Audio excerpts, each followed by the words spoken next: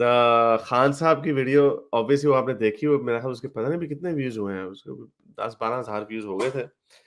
लोग उसका बड़ा चेज़ा ले रहे हैं, बड़ा शोर लगा रहे हैं। उसके अंदर मैंने लिंक में डाली थी कि क्या यू नो क्या उसके अंदर बातें हुई और उसके 3-4 जो 3 कॉलें हैं और खान साहब का जो शुगर लग रहा है, वो बड़ा ही मिसाली है वैसे, आई मीन इसके ऊपर मैंने खाली डिटेल से वीडियो बनाई थी सर्कमस्टेंशियल एविडेंसेस के साथ वगैरह-वगैरह, लेकिन इट वाज़ सो शॉकिंग कि खान साहब ने आई मीन सारी बाउंड्रीज़ उन्होंने तोड़ दी।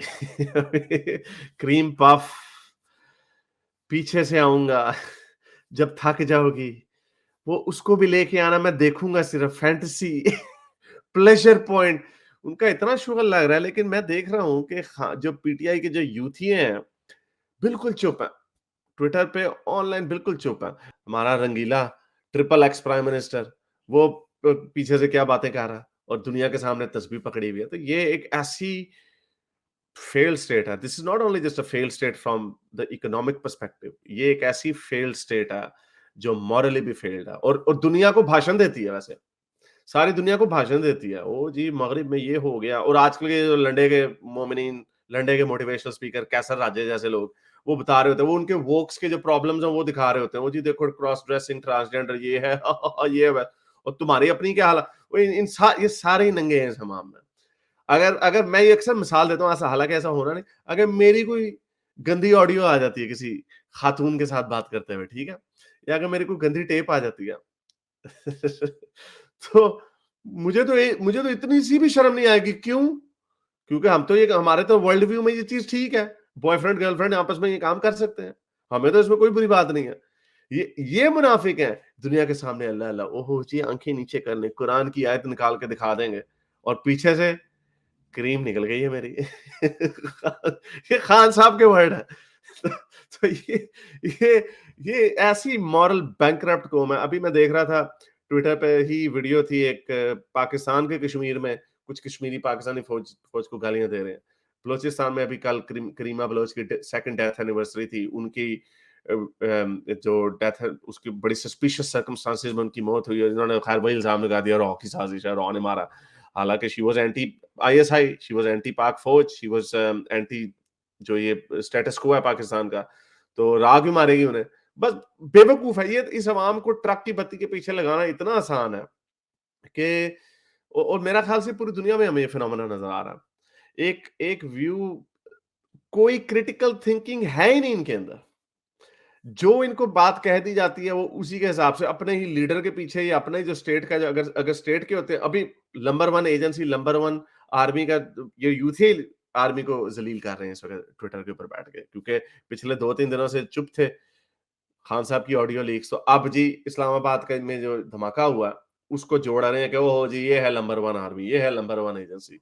तो ये आवे का आवा ही बिगड़ा हुआ है, हर चीज़ ही खराब है इस मुल्क में। अच्छा अभी कुछ जो मैंने वैसे बड़े यूथियों से बात की है, जो काफ़ी गमगीन हैं, नाराज़ हैं बेचारे, कइयों ने हमारे स्टॉर्म पायलट एक आते होते हैं, वो भी उनका वो बीमार ही हो गए, उन्हें बुखार हो गया, वो कहते हैं यार ये क्या हो गया? एक और हमारे हैं काफ़ी एक्टिव सोशल मीडिया पे, उनसे बात कर रहा हूँ, वो भी उनको भी डिप्रेशन में चले गए। हालाँकि बड़े कॉमेडी छल-छल उनके बड़े छिलछिलाते हुए इंसान है वो, लेकिन वो सकते में चले गए। लेकिन अब एक और गेम चल रही है। नहीं, नहीं ये चलो ये 10 साल पुरानी टेप्स हैं, ऑडियोज़ हैं, तब तो वो कबारे थे, तो तब तो ये वो हरकतें कर देते थे, लेकिन अब वो ऐसे नहीं है। अभी तो मैंने कहा अभी इलेक्शन आने दो, अभी देखना अभी मज़ा कितना आना है। ये रीज़न है कि उन्होंने 2013 की वीडियो इन्होंने निकाली है। वो इसलिए निकाली है क्योंकि अभी 2014 की आएगी, रेहाम खान के वक़्त की आएगी। फिर इनका पिंकी हमारी x first lady Bushra Bibi, उनके साथ इनका चक्कर कैसे चला। उन्होंने रेहाम खान ने अपनी बुक में बड़ा कलरफुल एपिसोड लिखा है। उन्होंने कहा है कि अंदर जाते थे दम दरूद कराने तो फिर एकदम से ही करके आ जाते थे। दरवाज़ा बंद करके अंदर ना कोई आए, फ़ोन जो हस्बैंड वाइफ होते हैं वो अपने फ़ोन जब कोई इस तरह के 2 नंबरी कार्य होते हैं ना तो अपना फ़ोन छुपाते हैं पहले। तो ये रेहाम खान ने इस तरह की बातें लिखी थी, तो मैं ऑब्वियसली ये मैंने ट्वीट भी की थी, लेकिन मैं ये फिर कह दूँ, आयशा गुल अलाई ने भी इल्ज़ाम लगाया था इनके ऊपर कि इन्होंने गंदी-गंदे उनको खान साहब ने वो ना वो जो गंदे जो अपनी नोनो की तस्वीरें भेजी हैं, नोनो पिक्स। हाँ, तो वो ज़ाहिर बात है वो टीवी पे तो नहीं दिखाएगी, ये देखें ये खान साहब की। तो वो हामिद मीर ने उस वक़्त 2014 या 13 का वाक़या, हामिद मीर ने कहा था मैंने वो अपने आँखों से देखी है। तो हम समझ रहे थे आएगी कब पब्लिक में, लेकिन वो मामला दबा दिया। आयशा गुलालाई चलेगी। मैं उस वक़्त यूथ ही हुआ करता था। तो मैंने ट्वीट किया कि आयशा गुलालाई साहिबा, uh, I am sorry for not believing in you. हालाँकि ये मेरा बड़ा पुराना असूल है कि अगर कोई खातून किसी मर्द के ऊपर इल्ज़ाम लगाती है तो you should treat it as though she is telling the truth. वो और बात है कि कोर्ट ऑफ लॉ में उसको प्रूव करना पड़ेगा, लेकिन आपको उसको शट डाउन नहीं करना चाहिए। उसकी सबसे बड़ी वजह ये है कि जितना जिनसी वायलेंस औरतों के खिलाफ होता है, उसकी बहुत बड़ी वजह जो औरतें सामने नहीं ख़्वातीन सामने नहीं आती, उसकी सबसे बड़ी वजह ये है कि उन्हें लगता है कि हमारी बात कौन मानेगा। तो ये जो रेड पिल क्राउड जो आजकल आया हुआ ना कि वो जी हज़ारों रेप्स होते हैं, एक ने झूठा इल्ज़ाम लगाया था, व्हाट अबाउट द झूठा इल्ज़ाम? सो यू शुड ऑलवेज़, ये मैं पहले कह चुका हूँ, मेरे ऊपर भी कभी इस तरह का इल्ज़ाम आए ना, तो आप उसको उधर से ट्रीट करना कि शायद ये औरत सच कह रही है, हारिस को अपनी जो है ना अ, बेगुनाही साबित करनी पड़ेगी, या उसको कोर्ट ऑफ लॉ में तो उसका पूरा एक प्रोसेस होता है, और जब तक वो नहीं होता ना, I will shut my mouth. हाँ, अपना एक स्टेटमेंट दूँगा कि ये बड़ी ये झूठे इल्ज़ामात हैं मेरे ऊपर वगैरह-वगैरह, बट हैविंग सेड दैट, फिर आप लोग कहेंगे यार ये बार-बार ये क्यों कह रहा है कि इसका इसकी भी कोई ऑडियो या टेप या नहीं आने वाली? नहीं, मेरा ऐसा कोई काम अभी नहीं है। वो सुना है, वो जब 60 से ऊपर क्रॉस कर जाते हैं कई लोग, तो तब उनके साथ ही होता है। हाँ, जो खान साहब के ऊपर। मैं ये समझ रहा था खान साहब ने सारी दुनिया देख ली है, इस तरह की हरकतें कर ली हैं, तो अब शायद अब कहाँ गोल्डी हॉर्न, जमाइमा, डायना के साथ वैसे ही घूमते फिरते थे, तो कहाँ इस तरह की हरकतें करेंगे। लेकिन खान साहब तो बिल्कुल वो थड़े वाला, मैं हैं? वो जी वो यार मैं बोल भी नहीं सकता, मेरे मेरे ज़हन में अभी तक वो अल्फ़ाज़ भी नहीं आए कि मैं उनके ज़ूम इन अल्फ़ाज़ कैसे बनाऊँ। तो ये खान साहब की हरकत है, लेकिन ओवरऑल अगर ये देखा जाए तो ये पूरी अवाम का ये हाल है। अच्छा हाँ, ये भी है, प्लेबॉय को भी ना बड़ा फ़ख्र से बताया जाता है पाकिस्तान में। ओहो! हाँ जी, प्लेबॉय बड़ी अच्छी चीज़ है। ये मॉरली बैंकरप्ट है। इस्लामी जमहूरिया, मदीने की रियासत, प्लेबॉय पे खिसियानी बिल्ली की तरह मुस्कुराते होते थे जब इनसे सवाल पूछते होते थे। मैंने कभी ये कहा कि मैं कभी फरिश्ता हूँ। खान साहब, आपको भरे चौक में 100 कोड़े लगने चाहिए। मदीने की रियासत में तो आपको 100 कोड़े लगने थे। 100 या 80 कोड़े, पता नहीं कितने होते हैं। 100 या 80 कोड़े आपको लगने थे। मौलाना तारिक जमील आए हैं। हाँ जी, तारिक जमील साहब। हेलो, आवाज़ आ रही है हारिस भाई? जी, बिल्कुल ठीक है आपकी आवाज़ आ रही है। सर, आप कैसा महसूस कर रहे हैं? क्योंकि आप तो बड़े खिलखिला के मिलते होते थे, खान के लिए रोते भी होते थे टीवी पे आके, बहुत बड़े फैन थे। आपको कैसा महसूस हो रहा है जो खान साहब की जो अंदर के काले कारनामे हैं, या आपको पता था, आपने कहा चलो ये तो मैं भी करता हूँ?